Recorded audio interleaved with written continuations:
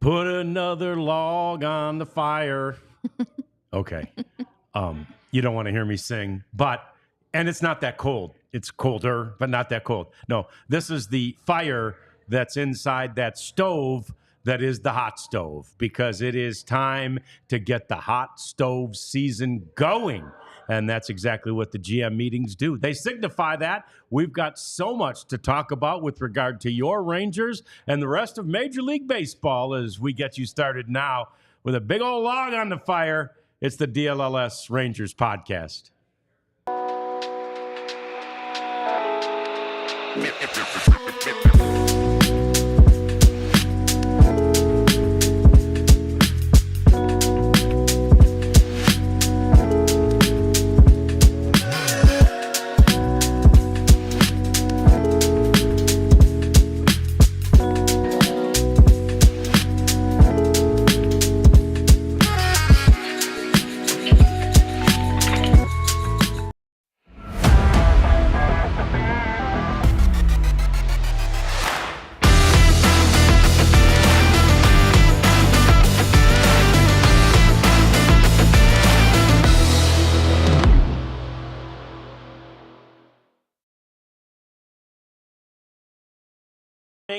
And now the dominoes have started to fall. But really, it pales by comparison to what has happened with one of the other teams in our area this week. In fact, our Dallas Cowboys crew was just leaving and threw stuff at us. So I think that speaks to the frustration. They're going through the trenches. That speaks to I'm going the to give frustration. Jeff Kavanaugh a little grace. It's rough for the boys. It is rough for that team right now. It is, exciting, really, for your Texas Rangers. John Radigan Rads here with Abs. That's Abby Jones. And we've got the Prophet over there taking care of all things technical. Everything you see on the screen is because of him. Without him, we'd be radio, and we appreciate him. We appreciate you. Like us, please subscribe to us if you would. And we do want you to chat along with us today as well. We had some great chat yesterday on a very busy day for the Rangers yesterday. Abs, in case people weren't here for all of that, let's give them a quick rundown of all the things that they did when Chris Young had that meeting with all of us, sort of a conference call meeting.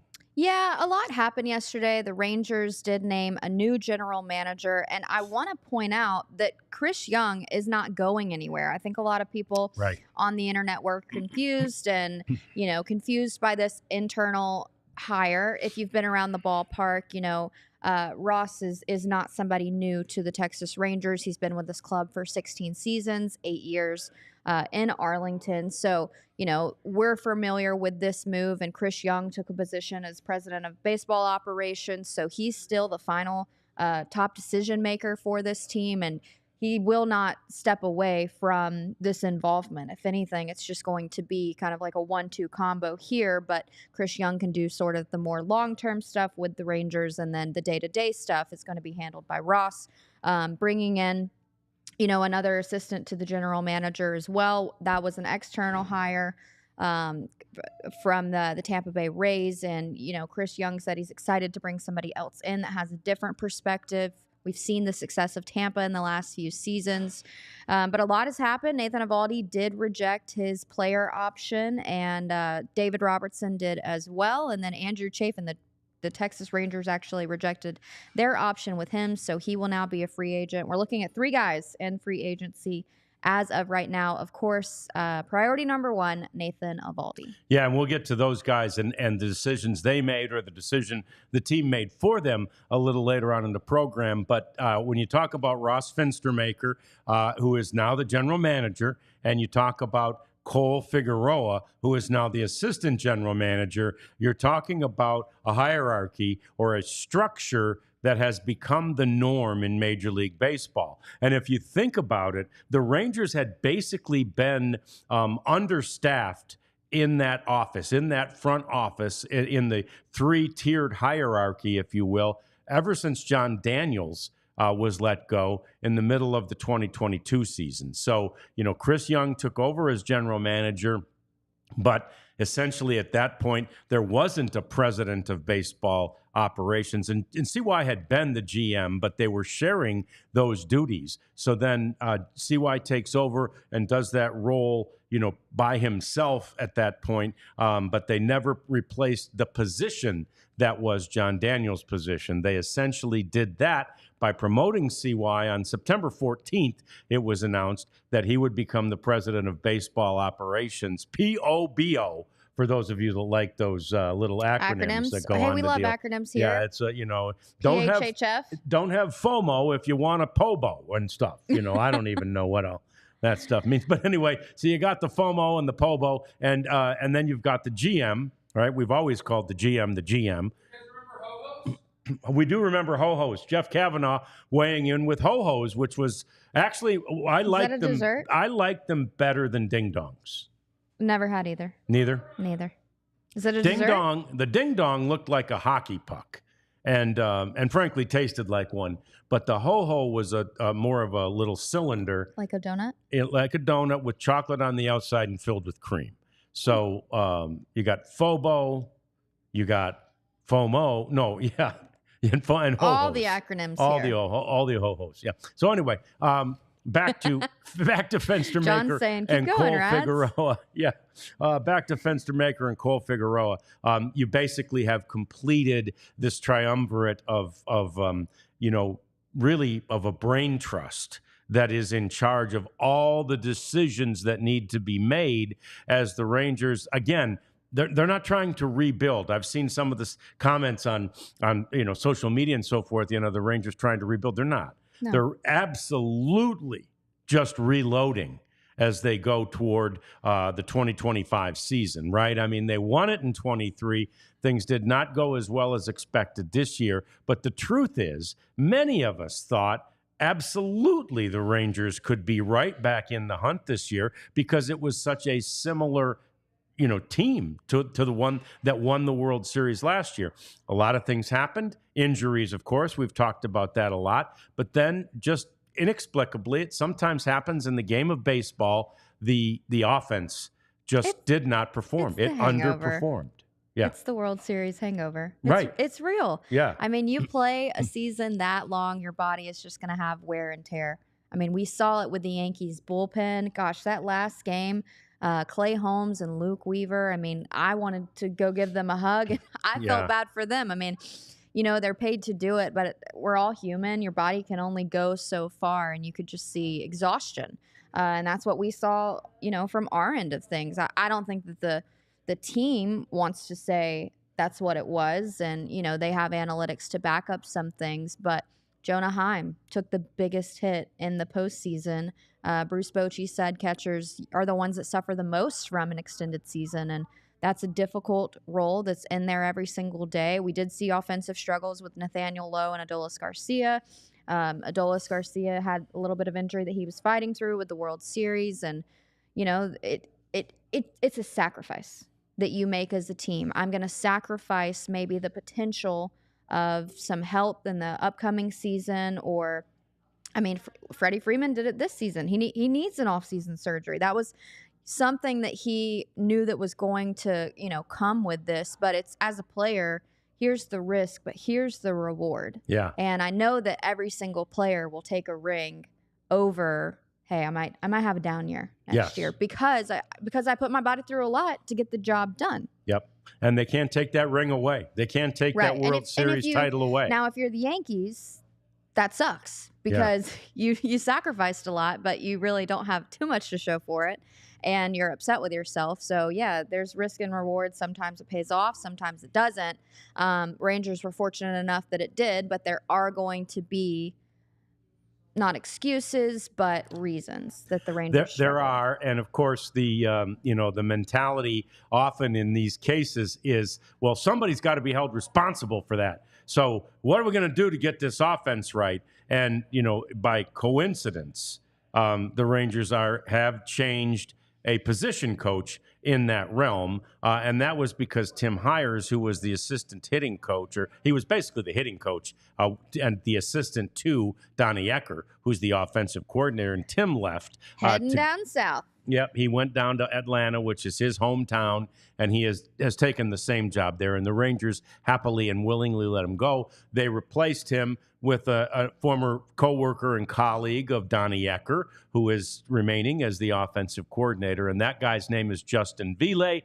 We mentioned Justin before. He's a guy who was in the San Francisco coaching staff. And that that pipeline continues, right? Boach from San Francisco. Donnie was in San Francisco. Now we get Ville from San Francisco. Now, they've had a lot of success together. So Justin's coming off of 5 seasons with the Giants, but in 2021, he and Donnie Ecker, set this record with the Giants of, I think, 241 home runs, which was the most in franchise history. So they've had proven success, and I think if Donnie gives the green light, the Rangers felt incredibly comfortable to bring in this addition, for this club. The team won the inaugural Silver Slugger Award. They've only given that award out twice, last year and this year, as a team, to a team. Of course, players have gotten them for years and years, but as a team award, it's in its second year, and the Rangers won it in 2023.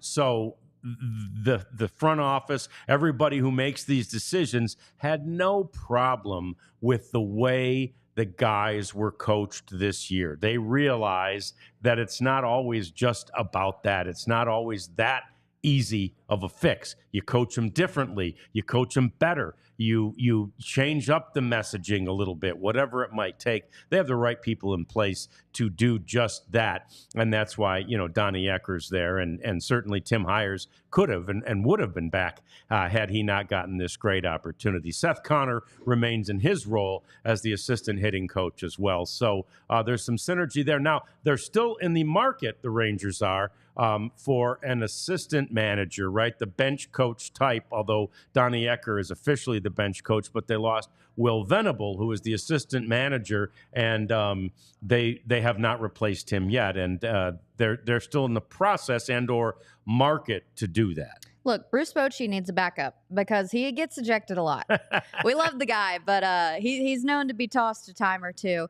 Yeah, so Will Venable, last 2 seasons with the Texas Rangers, I think it is telling for Rangers fans as well. It gives you a little insight on what Bruce Bochy is thinking, because any logical explanation would be for Will Venable, if Boch is done next year, I'll stay, and then maybe I'm next in line. And so I think for Will Venable to take this next step, and Rangers were very thrilled for him with this opportunity. They think that he's ready. But I think it also speaks a lot to Boch's plans in Texas. And I think that Rangers fans can be hopeful that the Bochy era is, going to stick around for a little bit. But let's take a listen. Will Venable had a meeting, press conference with the Chicago White Sox as he's going to make his managerial debut. Let's take a listen. He actually wanted to thank the Texas Rangers for getting him to this point. Here's his press conference. Just going back to Texas just for a second, I do want to single them out. I think about my 2 years there, and the acceleration of my development is really just attributed to Bruce Bochy, Chris Young, and Ray Davis, and the things that they did. And it's with that development that I feel extremely confident that I'm prepared for this opportunity. But I also know that without them, I don't think that I would be ready for this. So it was really a hard decision to leave, to be honest. When you're in a place like that with those kind of people, it's really challenging. And it was only because I felt so confident about this opportunity and the people in this organization that I was, confident about making that move. The trophy I was going behind to him say the same thing. Carries so much weight. We're all looking, because we've done so many Zoom calls and stuff at the house and podcasts and this type of thing. We're all looking for that cool thing we could put behind us. I think that one pretty much trumps it all, that World Series trophy. I was thinking, couldn't take my eyes off it. I did like what Will had to say, though. It speaks so much to this organization. And Coop asked the question that Rangers didn't have to let Hires out of his contract. No, they did not.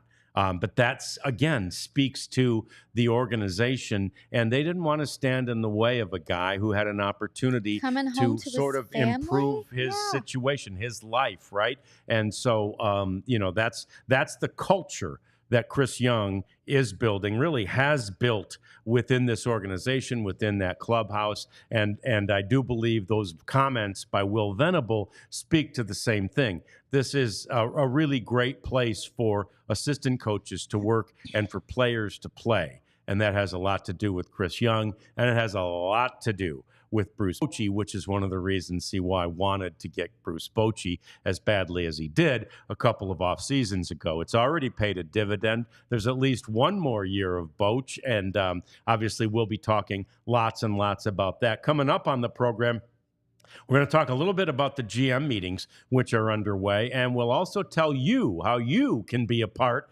of Rangers award-winning season.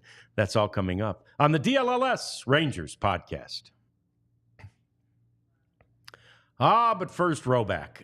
You may have noticed, as I did, that it's getting chillier outside.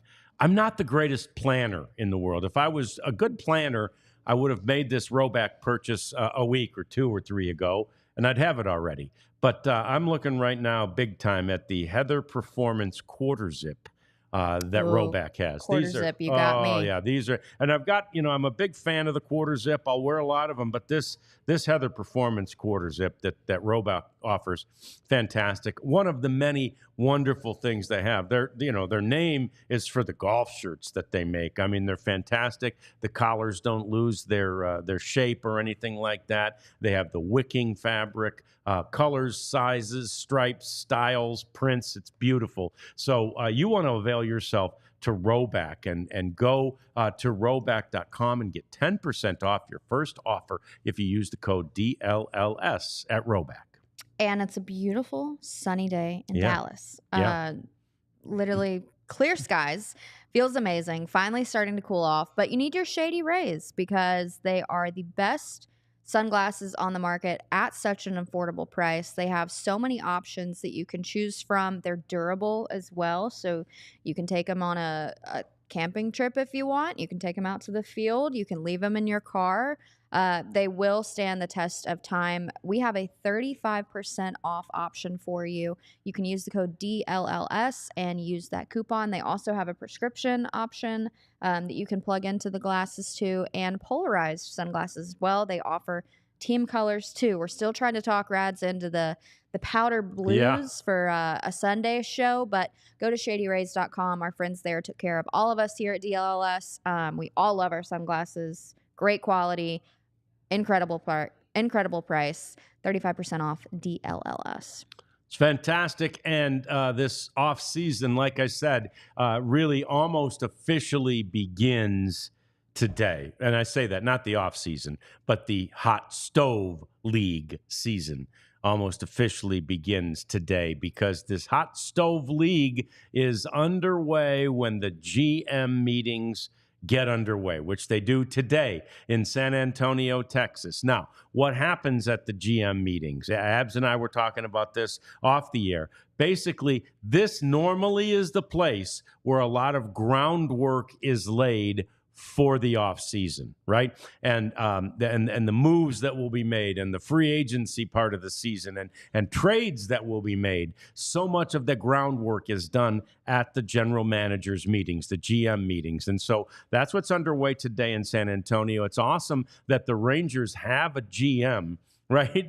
They didn't there for a month and a half or two, but they have a GM, and that is Ross Fenstermaker, as we mentioned. He's been to the GM meetings many times in his previous roles. Now he goes as the general manager, and what he does and what the others who go with him, Chris Young, of course, will be there, as well as the assistant general managers that include, Josh Boyd is one of those guys who will be significant in this decision-making, and Cole Figueroa, the new man who we mentioned from Tampa Bay. They'll all go there and they work the room, right? And again, they could be making these phone calls. Hey, what do you guys want to do? Hey, what are you guys trying to do? Hey, what are you guys trying to do? All 30 teams are there with their brain trusts. And then you all just kind of work the room and talk about things and set strategy. It doesn't mean nothing can happen there. few years ago, the Rangers got Jake Odorizzi in a trade with the Atlanta Braves, something that was consummated actually at the GM meetings. That was a year when the Rangers knew they needed so much pitching and got it. So there's definitely some other things that can be done and things that can get done there. But this is a time when you begin to set your strategy, plan for the future. And that is what all the GMs at these meetings will be doing, including the new Rangers GMs. But, there are teams, Abs, that you look toward as teams that you figure will be active when you're a GM there. And one of the tops on that list appears to be the St. Louis Cardinals. The Cardinals are in sort of raise the white flag mode. They're in sort of a mode of anybody we have, you make us an offer, because they appear to be ready to break this thing all the way down and then build it back up, as the Cardinals have done many times before, as the Rangers did not that long ago, as the Astros did at the beginning of the decade. This is one of those things that teams often have to go through. It appears that it's the Cardinals' time for that, and there are guys in that organization that you'd be interested in acquiring. I'm not sure the Rangers are in the market for any of those, but here's the good news. If they were, and if they are interested in any of the pitching prospects there or any of the pitchers that are currently on the major league roster, it hasn't been that long ago that Mike Maddox was there. Right? Mike Maddox knows these guys, just as he knew Jordan Montgomery when they acquired him at the trade deadline in 2023. So that kind of familiarity helps. But so that's one of the teams you're going to be talking to, like, okay, let's go figure out what all the Cardinals have, what all they're offering. Yeah, and, the Cardinals had a 71-91 season. It's a little bit below 500. I'm trying to remember the Rangers off. Yeah, I mean, almost the opposite of the Rangers. That was 2023. 2024. Can't even believe we're in 2024. Yeah, all right, so they had an 83-79 season. We know the Rangers struggled last year, 78-84. So, yeah, I mean, it makes sense that, these conversations need to happen. This is kind of my first go at an off season. I've always had to switch over to basketball or hockey. But, we talked to Ross yesterday, Rangers' new GM, about the general manager meetings, and he's been there before. He just hasn't been the guy making the decisions, kind of going to bat for this team. So what were your takeaways from his previous experience? Yeah, I mean, I think basically that, he indicated that they don't expect to be extremely active in these meetings. But again, this is where you're working the room and you're figuring out which teams are the teams that you can talk to. If you're talking about a top three, we already mentioned St. Louis. I think Cincinnati is a top three team in this as a player in the off season, and again, working opposite of what I think the St. Louis Cardinals are doing, in that the Reds went and paid a lot of money to lure Terry Francona, Tito, out of retirement. They didn't do that without the thought that they are going to be back in this thing, that they are going to win the division, something they haven't done since way back in 1990. Yeah. And this is a historic and a tradition-bound organization, the Reds. And so there's a team to watch. I think they're going to be active, and what they're going to do is supplement these young players that they have with some veteran guys. They're going to want to get after this offseason, not necessarily meaning that things will happen at the GM meetings, but groundwork will be laid. Do you have like a bold prediction of somebody that they're looking at? Don't know exactly who they're looking at, but I do know that they want to supplement that roster and build that thing up. Now, here's a team that's even in more of a dire, almost more of a dire situation. Really, they are more dire, and that is, I think they are, the Seattle Mariners. We know them well. Yeah, the Seattle Mariners. We know them well, and we know their struggles. Would be the third team I'd watch for in this. They haven't made of course, they broke that tremendously long playoff drought, the longest one in all four of the major league sports a couple years ago. But now you're still looking at 22 of the last 23 years in which they have not been in the playoffs, right? That does not cut it, not with the way they'll spend there, which they will do, and not with this pitching staff that they have there right now. It's arguably the best pitching staff in baseball. Yeah.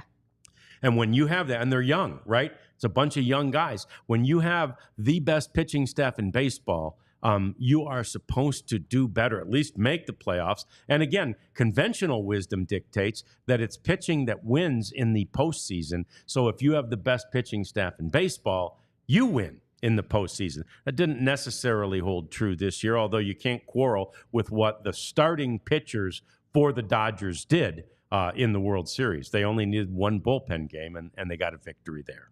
The Seattle Mariners starting rotation is one of the best. Yes. Logan Gilbert is one of the best. Yep. I mean, he's so dependable for this club.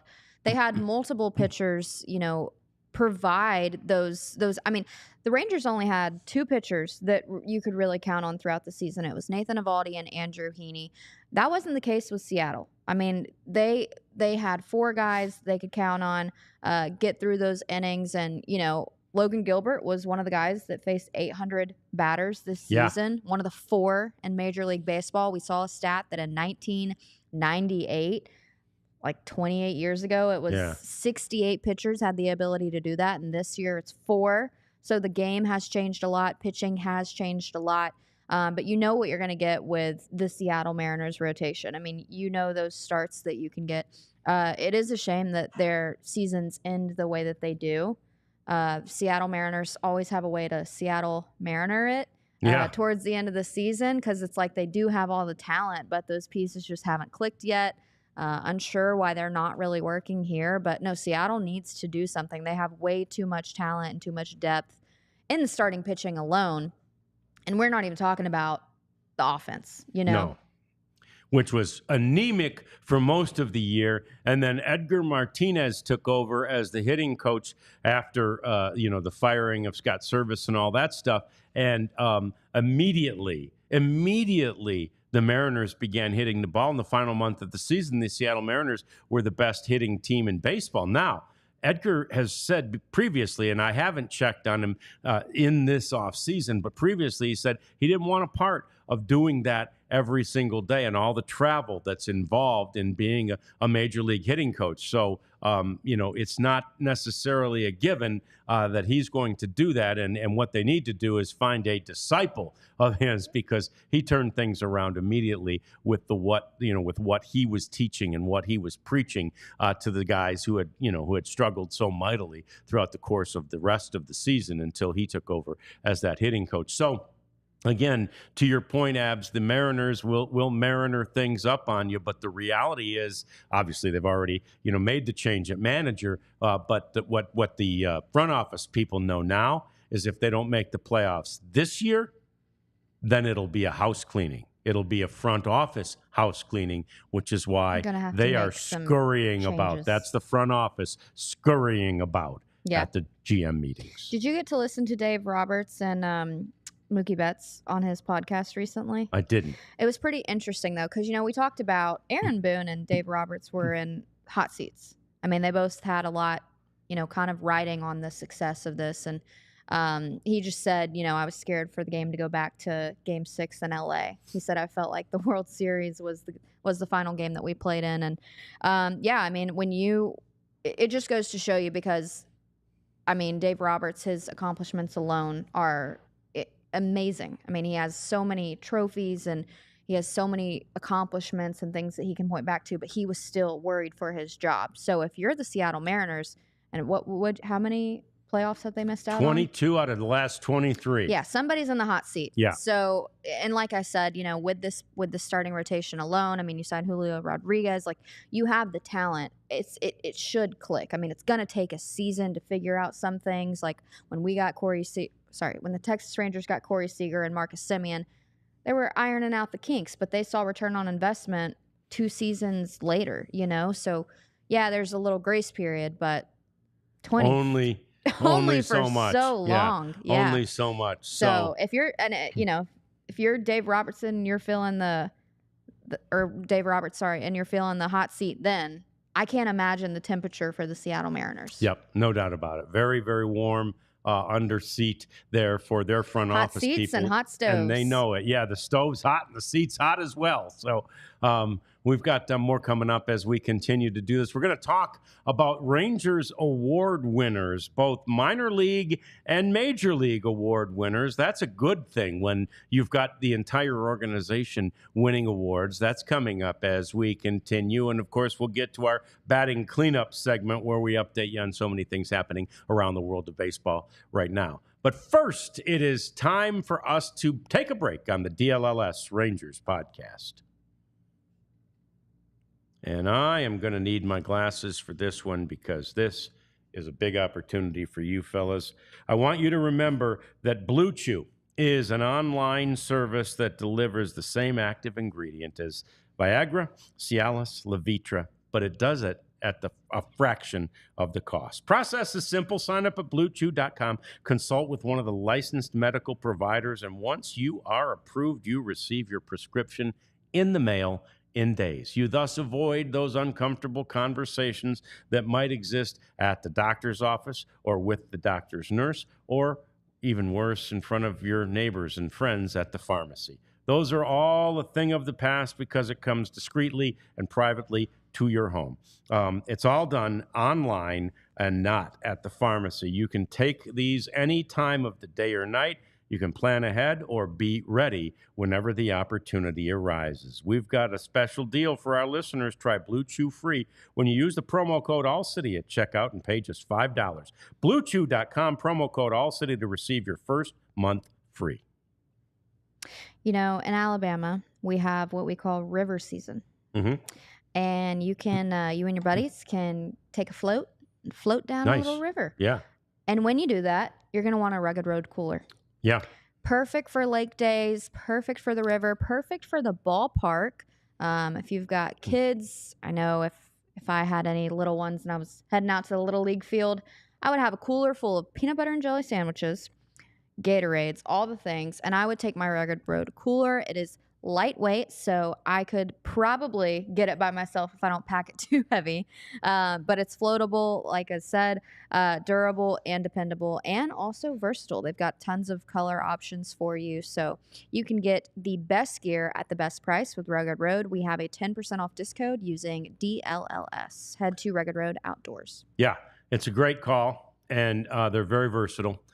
We had to use our Rugged Road cooler yesterday when it was pouring rain. The Rugged Road is over there helping to capture some rainwater. We're repurposing rainwater. Yeah, we're going to water all the plants you see around here. We water with rainwater if we can. So maybe you can make a sacrifice for the Cowboys. The Rugged Road came in handy. Old John Anderson, the Stars producer, was running around here trying to put his finger in the dike. He was like Peter in the dike, trying to stop all the leaks around our old building. They're fixed, though. They're fixed, and because we do expect a little more rain later in the week. So let's talk about these Rangers award winners. First of all, we want you to have the opportunity. If you've never been, I've been several times. If you've never been to the Rangers Winter Award ceremony, it's like, to me, really, it's like the kickoff of the season. It comes in January, and it's before the caravans, and everybody from the team gets together and put on nice clothes, and then we go to a nice ballroom, and it's really, really a cool event. And hundreds, at least, maybe thousand-ish Rangers fans are there. It's kind of an up close and personal look, and they present the awards. It's a big night for the BBWA, which is the Baseball Writers Association of America. And that, of course, includes our own Jeff Wilson, who's not with us today. But all the guys who write and girls who write for the Texas Rangers and cover that beat are part of that BBWA. And they are the ones who vote on these awards, which will be given out on January 17th, and which look as follows. Take a look at the award winners this year. If you haven't seen them yet, these are the people that will be honored on the 17th at, what did we say? Is it at the Lowe's? It's at the Lowe's. It is. Might be the 16th. It's a while away, though, so we got some time. But Corey Seager, Rangers Player of the Year. Kirby Yates, Rangers Pitcher of the Year. Wyatt Langford, Rangers Rookie of the Year. Travis Jankowski, the Good Guy Award. And Josh Smith, the hardest working player. Right. And that's the Richard Durrett Award. That's named after our friend Richard Durrett, God rest his soul. Richard, died tragically as a young man, just out for a run. And we're having the Do It for Durrett event on this Friday, right? So that's another thing you may want to be a part of. The golf tournament is Friday at Grapevine. And then on Friday night, the Do It for Durrett takes place at, where is that one? The Texas Live, isn't it? I think it's at Texas I'll have Live. to look. I don't remember. But we'll be there. Yeah. Anyway, we'll be there. You should be too. Look up doitfordurrett.com. You'll find out all the details about that. But for Josh Smith to have won that award, again, I'm not even sure you can quantify how hard you have to work to be ready to play all those different positions. And we see him during the early work periods and during batting practice when he's got 4 or 5 different gloves and he's got to work on infield positioning and outfield positioning and shortstop and third base and second base. He does a great job. I'm going to say when you have Marcus Semien in your clubhouse, for you to outbeat Marcus Semien, outwork him, I mean, that has got to be the hardest worker in baseball. Every single teammate, coaching staff reiterates how hardworking Marcus Semien is. For you to beat him and be named the hardest working player of the year, that is an accomplishment of itself. Yes. I mean, it almost should be, hey, I outworked Marcus Semien this year. And not saying that Marcus Semien did not have a hardworking year. He did. But the work that Josh Smith had to put in this season, because I've said it once, I'll say it again. I was so unsure about why Josh was still a part of this club, other than the fact that he could back up so many positions. Yeah. He's struggled so much offensively. Defensively, you could plug him in and play him wherever, but it wasn't like he was making these insane plays. I mean, it's just like he was there, nothing too crazy. I mean, he got the job done, but you felt the player that you were missing this past year, he almost delivered more than the player that he was replacing at times. And he was so dependable. We've talked about how Bruce Bochy put him ahead of Marcus Semien in the lineup when Semien took those days off, for him to be the leadoff hitter here. It was just such a confidence booster. And I'm going to tell you, the hard work started last offseason. I mean, the Rangers told Josh, hey, you've got to get something going here. We need to see improvement and, take another chance on you next year, because these numbers this past year, it's not a good case right now. Well, and the reality is, in that previous season, in the 2023 season, Josh had an opportunity. Remember, Corey Seager got hurt at the beginning of that year, and they expected that Josh would fill in his stead, and it was Ezekiel Duran. Ironically, both of those players, Zeke and Josh, were acquired in the Joey Gallo trade from the New York Yankees organization. So, that part of it made you feel pretty good about the return the Rangers got on the trade. And Zeke took off in the first half of that season. Really had a good season until the final month or two in 2023. And Josh, though, given the opportunity, just never quite clicked. And I think, to your point, Abs, when the Rangers had a talk with him in the offseason and said, you've got to do this, they basically reminded him, because we gave you a shot and Ezekiel Duran outdid you. This year, Josh Young gets hurt, and Josh Smith was not going to miss his opportunity. That hard work paid off, and he had a great year. And then when people began to get healthy, it was a matter of Bruce Bochy saying, we just got to find a place to put Josh Smith in there. We've got to keep him in the lineup. And they did. To be honest, considering everything this season, I would even put Josh Smith as Player of the Year. There's people who would. I think there's a few in the chat who would argue that. I mean, I think at the first half you would almost have said that for sure, because Corey got off to a bit of a slow start after not having a spring training, and so for the first half of the season, I think you might have made a really strong case for Josh Smith. Especially, I mean, he should have been an All-Star. Yes, that's a tough one. But he technically didn't have a position. Yeah. You're not on the ballot he wasn't going to be on the ballot as a third baseman. The Rangers representative, you turn in those names early in the year, and it was Josh Young, right? But where he had his great first half was at third base, and he wasn't going to get voted. What's crazy? At that position. His wife worked out at the Pilates studio that I worked at, and so she was like, "I had all of our outfits ready." And she said, I just went and bought them because I thought we would go. Oh, boy. And then she said last minute I had to return everything. And then Maddie called Claire and was like, what can I like wear something? What are you, because Corey was last minute, Yeah. So yeah, it was just, they were prepared for one thing and then another thing kind of happened. And yeah. Yeah.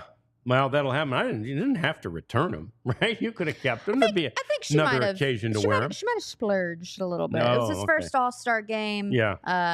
So I think she wanted to help the bank account take it back a little bit. Not a bad idea. Never a bad idea. So anyway, those are your award winners. They'll be honored in January. We'll be there. We hope you will be too. It's an event that raises money for the Texas Rangers Foundation as well. So you're doing a good for a whole bunch of kids in the Dallas-Fort Worth area, and fostering and furthering the cause of baseball and softball and all the things that Rangers Foundation does do. So there were some minor league award winners this week too. A couple of players of the week, right? Players of the week. Yes, we saw a picture. I sent in we have a group chat now. We're all family here. Yeah. And Claire, we all fam. Anyway, did you get my reference? Yeah. You fam? did? Oh. We'll go with it. Yeah. But yeah, no. One of the Rangers has a sub-1 ERA. Yeah, that's Josh Steffen. Yeah. Who's the number 25 prospect Fall in the organization right now. Yeah, and I think he has a 0.55 ERA. Yep. So, we've talked about minor leagues. Any opportunity to play more baseball, it's a good thing. Yeah. You're going to be, I don't want to say this is fall league. Technically it's minor leagues, but And I don't want to say it's like necessarily an all-star comparison, but it kind of is, because they take the best prospects from each team, put them all on one team. I mean, this is such a great opportunity for the minor league players to learn from other greats and the organizations and soak that in, exchange notes. Hey, what are you doing on the swing? What are you doing on the setup? Stuff like that. So it's a really great opportunity for these guys. And everything that I've seen in the headlines, there have been a few Rangers players atop of the conversation. Yeah, it's been great. It's been a great fall league for the Rangers. Josh Steffen, as we mentioned, foremost among them. To put it in perspective, the average of all the other pitchers in the fall league ERA, 6.12. Ooh. And Josh Steffen's at 0.54.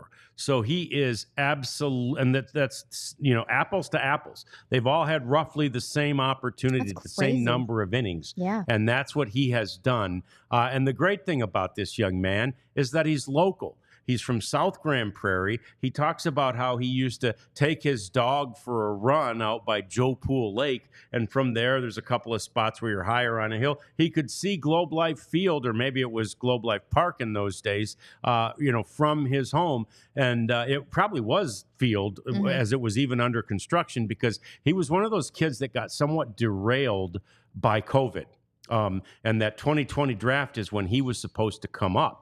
Now, he'd had an elbow surgery and 2 knee surgeries during his high school career, and yet was still thought very highly of. And ultimately, he signed with the Rangers for a relatively small amount of money, $20,000 signing bonus. But he is now making things happen. It's taken a little while, but he's making things happen for his hometown team. So Josh Steffen doing a great job. And then, to Abby's point about the about all the guys that are on, the prospects who are all on the same team together. It's just great that the Rangers had a 8-inning no-hitter. Again, it was broken up in the 9th. It's not like it was a home team thing. So, but for 8 innings, they had a no-hitter going. And the amazing thing about it is these 3 Rangers prospects, of which Josh Steffen was one, were throwing to Colin Price. Who's Colin Price, you ask?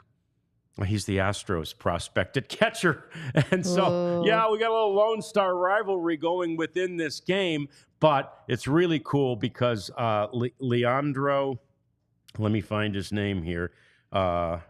He is the number 16 prospect, Leandro Lopez, and he was through a no-hitter through 4 innings. And again, they don't want to have these guys throwing a full 9-inning no-hitter. That's not something that's going to happen. Then Stephan came in to relieve him, and he went 3 innings. And then there was someone who came in and got a 1-inning save on that deal. So you're talking about 3 pitchers who threw a no-hitter through 8. And anyway, that's more good news for the Rangers in the fall league. Rangers have great prospects, which is we've reminded the Astros fans that they don't have a great farm system. I mean, that's one of the reasons that the Astros were so dominant for so long. To be successful now, you kind of give up the then and there, which is what they did. And the Rangers, have worked very hard to develop a farm system. I think Chris Young wants to develop players. I mean, that is just it. Honestly, Chris Young is developing across every level. Well, he is. And look, that's developing pitchers. Yeah. And that's something the Rangers just haven't done in their history. Right. We're not talking recently. We're talking almost ever. They've developed some great position players, but they have not developed very many recently from a pitching standpoint. Yeah, you were going to mention Cole Reagans. Cole Reagans, first successful. Yeah, he was great. And they have some, going way back to Kevin Brown. Again, his success came somewhere else. Kenny Rogers came through the organization. There are some back there, but your rotation right now is not dotted with guys like that. Cody Bradford is a guy that came through the organization, but there's not enough of those. You can say that Colby Lewis but he left and went to Japan and then pitched elsewhere and then came back, right? So the development of pitching has not been the greatest strength of this organization. It's one of the reasons Chris Young has put such a high priority and a premium on the development of pitching. So in 2 things quickly, Avery Weems was the 3rd pitcher that came in there and was a part of that no-hitter for 8 innings. And Alejandro Osuna was the player of the week in the Arizona Fall League. After he had 1 game, he had 5 hits in a game. He had a home run during the week, 4 RBIs, and batted .455. So if you like that, you understand why Alejandro Osuna was the player of the week in the Arizona Fall League. That's a quick look at some of the Rangers that are winning awards. It's time for us to bat cleanup. That means we clean up the world of baseball and the mess of Garrett Cole. It's Tuesday, so we might have a Tony Tuesday for you, too. That's all coming up on the DLLS Rangers podcast. First, though, it is time for us to tell you about becoming a diehard. Sorry, you missed the low price. Ever. That was a limited time offer. We may have another one again, but we want you to realize that being a diehard is essentially about the same price now as it was then, because you get a free T-shirt, right? You get a $35 T-shirt at $79. Do the math, you're at $45. It's even a little cheaper than that lower price was. So do yourself a favor and become a diehard. Get the stuff that's behind the paywall. Jeff's back from New York tomorrow. He'll start writing about the GM meetings and all of these different things going on. Plus, you can get lots of different content from behind that paywall from, our writers like Mark Stein and like Clarence Hill. And we've got Sean Shapiro, I think, writing a bunch of star stuff. Become a diehard. 20% off merch, 20% off events. There are so many benefits to you being a diehard. Become one today. While you're at it, check out the merch. And the fun thing is that we have other locations. We're in Chicago, Philly, Phoenix, Denver. So if you want, you can give the gift of all of the favorite sports teams to any of your friends and family in those locations. I've checked out a few. I love Chicago's merch line. They have some fun stuff. My buddy is with the hockey show, the National Hockey Show, What Chaos. They do a really fun collab. So we're going to have this incredible merch that you can check out, of course, with all of our Dallas teams here, but also just if you're a fan of, NHL as a whole in the league. There's fun stuff there. We're going to have collabs and city-specific stuff. Yeah. Chicago has like a pizza thing for Chicago's famous pizza, which I'm probably the New York style pizza, but that's a different conversation. Check out the merch today. You get 10% off on your first order, or when you sign up to be a diehard, you get one for free. Yeah. Every year. Just saw on Twitter, a little, not breaking, but Roki Sasaki is expected to be posted by where he is, the Chiba. There you go. This winter. Of course, Dodgers are the considered favorites to win. However, I do think that the Rangers have a larger presence than media wants to say. That's one thing that, Chris Young, I mean, he literally flew to Japan to watch Roki at some point this season. So that is a little bit of news there. We had the question of, will he be posted? Will he not? We've talked in depth about it. Elijah can maybe share a YouTube link where we went on a deeper dive, but I did just see that. Let's take a look, though, wrapping up some of the Rangers stuff. The Rangers did get rid of one of the best clubhouse guys. Yeah. Now, I love a clubhouse guy. They're just fun. They're funny. They're lighthearted. They get the job done, but they also want to keep it. Well, there's some levity, cool. right? Yeah.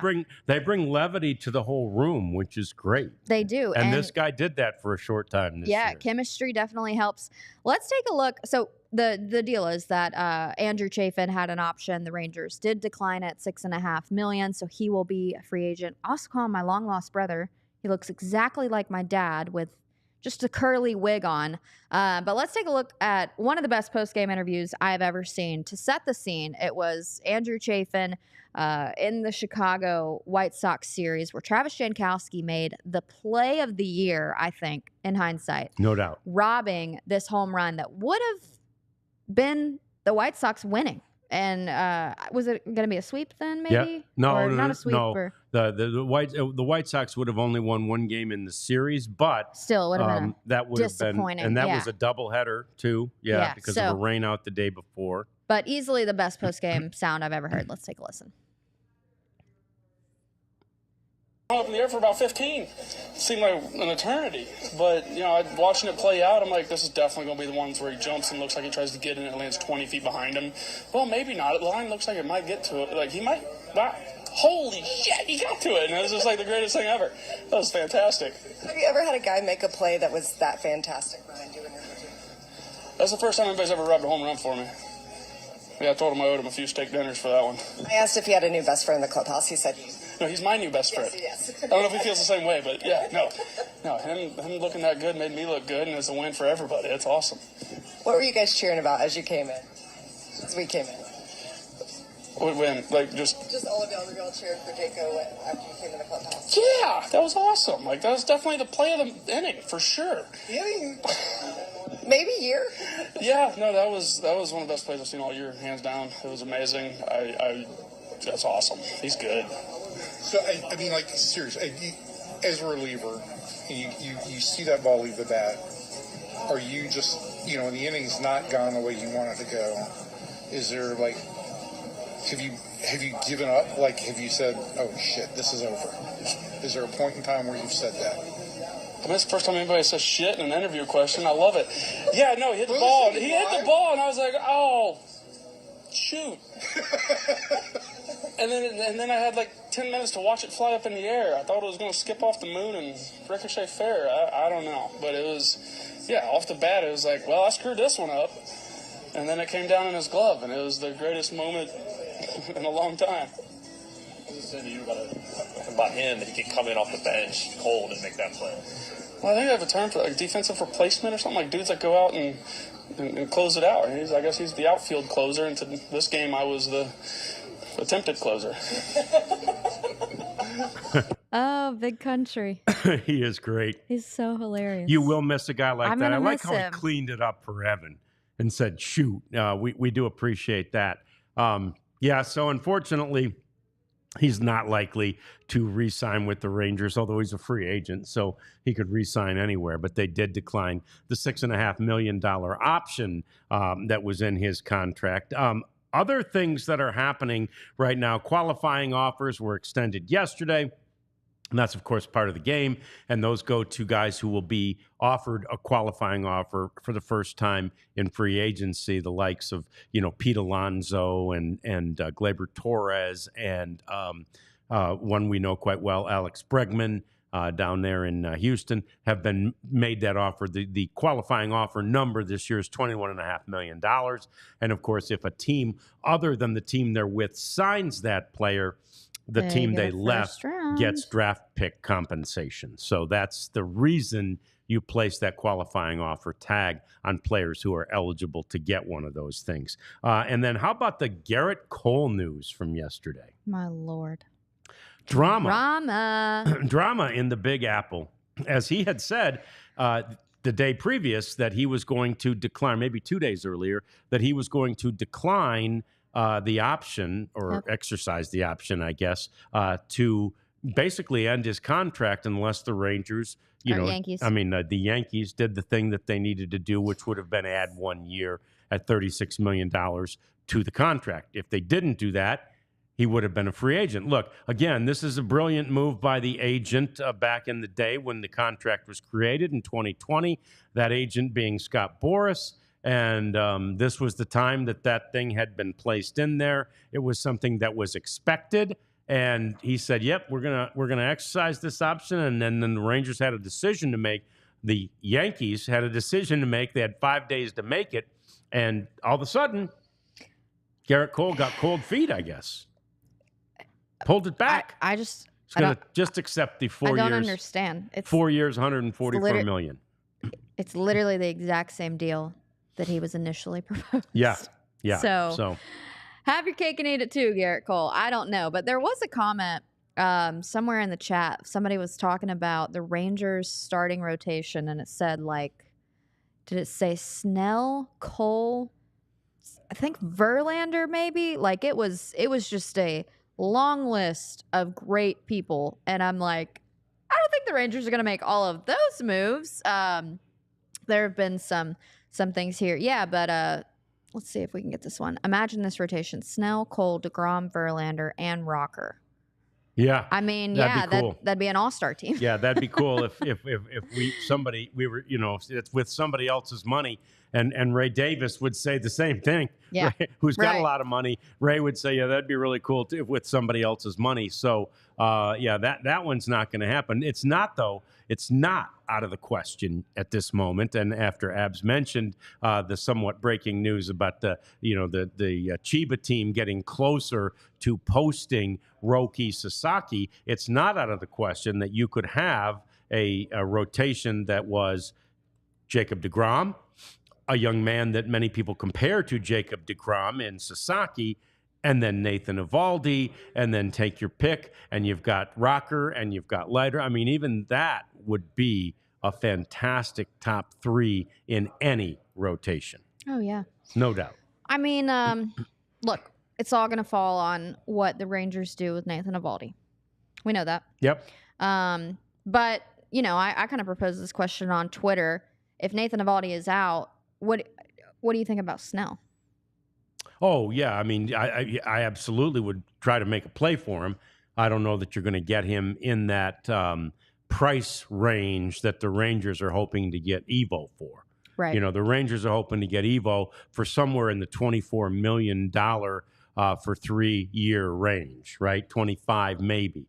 I'm not sure you're going to get, I don't think you would get Blake Snell, a former Cy Young Award winner, for that money. So that would be the decision they have to make. And what does that do to the rest of the budget and the rest of the offseason? We're running out of time. We can talk more about this tomorrow, because we have another show. But first, we got to get to Tony Tuesday. Tony Tuesday. Actually, Ben put it in the chat earlier. Did he? Yeah. Thank you, Ben. Ben was helping us out. Tony Tuesday, we will be having him on the show soon. I did talk to Bees and said he wants to come on whenever. That's a little small, so I've got to go to the Twitter. You may have been going through some difficulties lately. Seems like every step forward is followed by 2 steps backward. I want to encourage you to keep your head up. Don't stop believing. Your best is yet to come. Don't give up. Win your day. Tony Tuesday. Yeah, that's great.